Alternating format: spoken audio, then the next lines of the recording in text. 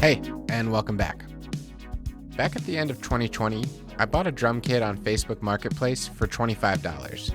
It was in pretty rough shape, but my goal was to use each component of the kit in a new project. I started by taking the floor tom and turning it into a nesting bass drum. Then I moved on to using the bass drum to make a pet bed, and followed that up by taking the snare and rewrapping it into a faux hand-hammered brass snare. Well over a year later, I'm now finally getting to the last two pieces of this kit and figuring out how I can repurpose these rack toms.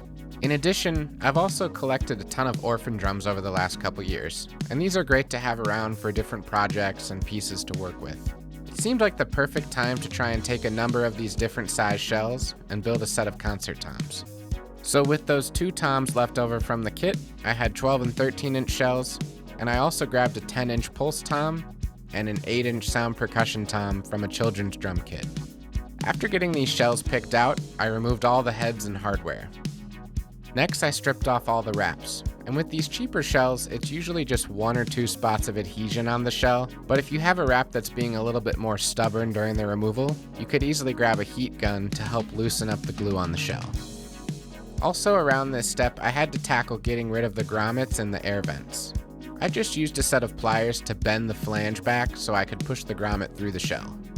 Once I had all these shells stripped down to just the wood, I was ready to take them up to my garage and cut down the shells. Now you could easily just leave them all at their current depths, and that might be more on par with some of the concert tom kits I've seen over the years, but I wanted to make these shells look like a set together with matching hardware and proportional depths for each shell. The 8-inch shell was already pretty shallow, and I was hoping to get rid of enough of the shell on the larger two drums to not have to plug the holes from the large tom mounts drilled through already. In the end, I was able to cut these shells down to 6 1/4 inches for the 13-inch tom, 5 1/2 inches for the 12-inch tom, 4 3/4 inches for the 10-inch tom, and 4 1/4 inch for the 8-inch tom. A bit shallower than I would have liked, but makes the rest of the project a lot easier in the end. Once cut down, I took these shells over to my workbench and started filling in some holes that would no longer be needed. On the larger toms, this was just a few holes per shell, because I'd already be using the same lugs and most of the extra holes were already cut off. On the 10-inch shell, the new lugs I'd be using ended up having the same hole pattern as the old lugs, so all I had to do was fill in the air vent hole. On the 8-inch tom, I had a lot of work to do, and honestly it took me multiple attempts to get it right. Since the new lugs I'd be using on this shell had a different hole spacing, I needed to fill in half of the holes for each lug, in addition to a number of holes where the old tom bracket was mounted. I also needed to fill in this larger hole where the tom post actually went through the shell, and I thought I'd try wood filler at first, but it was really too large to get a good bond in the end. Later. The next day, I came back to the 8-inch shell to do more work on those holes. I realized I'd also need to redo the lug layout on the shell because the original 5-lug layout was for all the original black hardware, and the only chrome hoop I had around in an 8-inch size was for a 4-lug layout. So again, I filled in all but one lug hole and then came back to this larger hole and used a plug instead of just wood filler. It took a while for me to get this plug for the tom post the perfect size, and eventually I just used a hole saw to cut a slightly larger hole in the shell so I could use a piece from a dowel I had to plug it. Once I had the plug glued in, I went over and added wood filler again just to get a smoother transition and left it to set and harden for a few hours. I went over all the shells with an orbital sander to smooth it out and clean up any of the plugged holes, and then I was ready to move on to finishing. With the concert tom style, the inside of the shell is much more exposed than with two heads, so I decided I wanted to finish the inside of the shell, so I ended up spray painting the interior of each shell in black. I had initially thought about doing something slightly more flashy or lively, but I figured I'd leave that for the outside of the shells.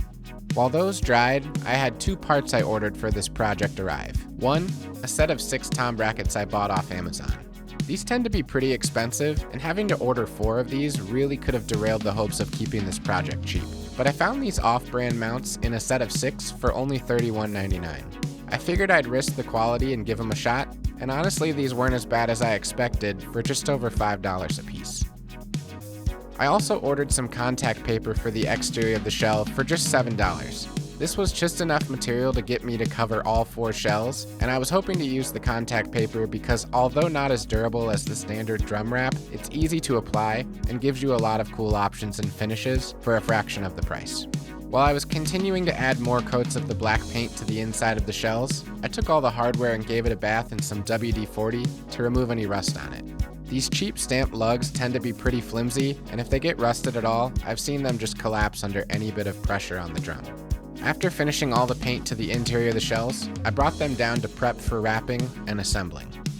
The 10, 12, and 13-inch toms were all ready to go, but on the 8-inch shell, I still needed to drill holes for the new 4-lug layout. I have this handy layout map that I got on drummaker.net, and it's free to download, and you could just take it to your local print shop and have them print it to the right dimensions and laminate it. I use this all the time, and I highly recommend it to anybody interested in building or modifying drums. Once I had all the holes marked out across the shell, I drilled them out and was ready to move on to wrapping these shells. I cut out the contact paper into some more manageable pieces for each shell, still leaving it oversized so that I could come back later with the razor blade and trim it perfectly crisp up to the edge. The contact paper had a pretty good hold, but once I went to trim it, I really struggled to get nice clean cuts to the bottom of the shell. I wasn't too worried because I had this rubber trim left over from a project I did a while back, converting a tom shell into a practice pad, and I thought it would be perfect for covering up those ragged edges, but it turns out it didn't fit over some of the shells, and when I tried to force it on, the trim ended up ruining the smooth finish on the contact paper. I decided to keep going and wrap the rest of the shells and called it a night. Figured I'd come back the next day, thinking of a new way I could tackle this issue. The next day. After giving it some more thought, I decided the contact paper wasn't going to work and quickly pivoted to painting the outside of the shells. So after I stripped all the contact paper off, I taped up the bearing edges and the inside of all the shells to prevent any overspray, and I went upstairs to paint these shells again. I tried this glitter-infused spray paint thinking it would give me a similar sheen and appeal to the glitter wrap, but after I sprayed it on, it just looked terrible, so before it even dried, I wiped it all off and decided to go in a different direction. After wasting money on both the contact paper and the glitter spray paint, I decided to cut my losses and just use this green spray paint that I already had on hand. Finally, after 3 attempts at finishing, I had a finish that I was happy with after a few coats. Once the shells completely dried, I took them downstairs to begin the process of reassembling these drums. I stripped all the tape and began with laying out the holes for each tom bracket. This was simple enough to do, and I tried to place each tom bracket in a place where I could cover up a few of those holes that I plugged. So on the 8-inch shell, I was able to position the bracket in a place where it almost completely covered up that 1-inch plug from the tom post, and you could hardly notice it after it was installed. I repeated the process for the 10, 12, and 13-inch toms, and I lucked out that the included screws were just long enough to get through the thicker shells.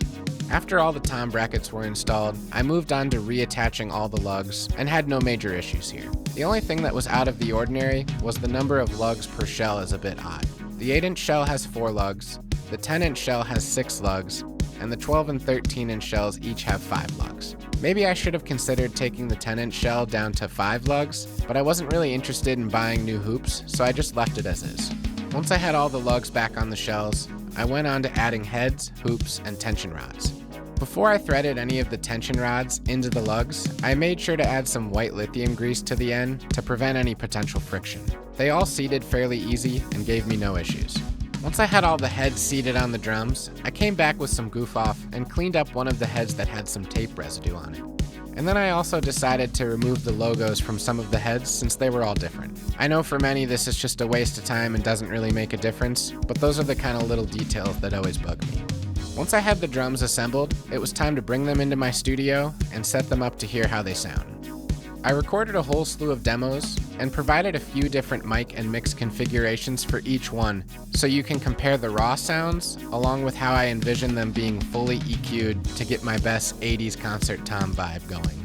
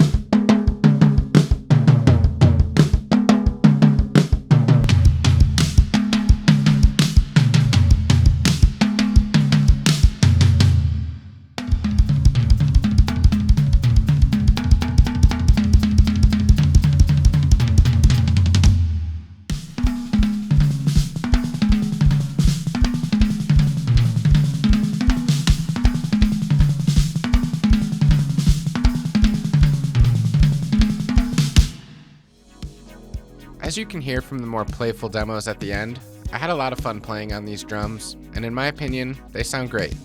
I do think the shallow depths of these drums may be lost out on the body and presence I hear in the classic concert tom kits of the 70s and 80s, but I still feel it's fairly close, especially with the effects added on. I also get some resemblance to marching tenors and those mini timp style drums I've seen companies release. If I wasn't building this set from existing drums and I could buy blank shells, I'd probably go more for like 7 to 9 inches of depth between the 4 drums. But in the end, I was able to reuse all shells and hardware I had on hand, so I'm satisfied with the results given that. After using these drums for a couple days, I had briefly thought to maybe come up with some sort of DIY mounting setup to position them like tenors where you'd have some sort of direct-to-shell bar between the drums in that marching tenor layout.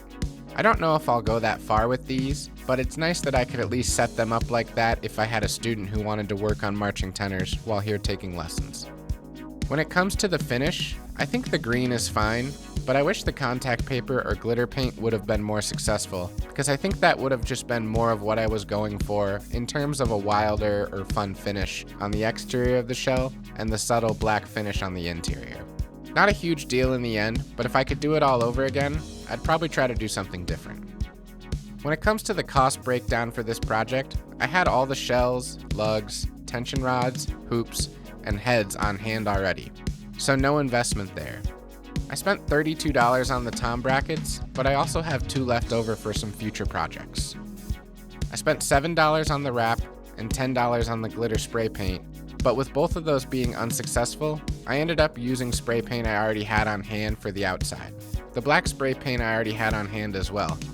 So I guess that $17 price tag is fair, since that's probably close to what I would have needed to spend to get all the paint I actually used. So for just under $50, I have a set of 4 concert toms, and I'm pretty happy with that. I'm not sure if these will stick around in my collection long term, but one nice aspect of the shallow depth drums is that I can stack them all up and store them without taking up a lot of space. I didn't notice this at first, but when I went through my collection of orphan drums, finding the different shells I'd use for this project, I didn't think I had any drums in sizes other than 8, 10, 12, and 13. But when I went to borrow some heads and parts from other drums as I was assembling this project, I realized I had this CB700 rack tom that is actually a 14-inch shell. If I had known that from the beginning, I probably would have included it in this project for a set of 5 drums, but I could easily go back and add that one in later since I have leftover tom brackets, lugs, and plenty of paint left in the can. Leave a comment down below if you think I should build that drum out to be part of this set. And if not, leave a comment telling me why I should never cut up and rebuild drums again. If you enjoyed this video, please give it a thumbs up and consider subscribing to my channel to stay up to date for future video releases, which I do on a weekly basis. Until next time, thanks.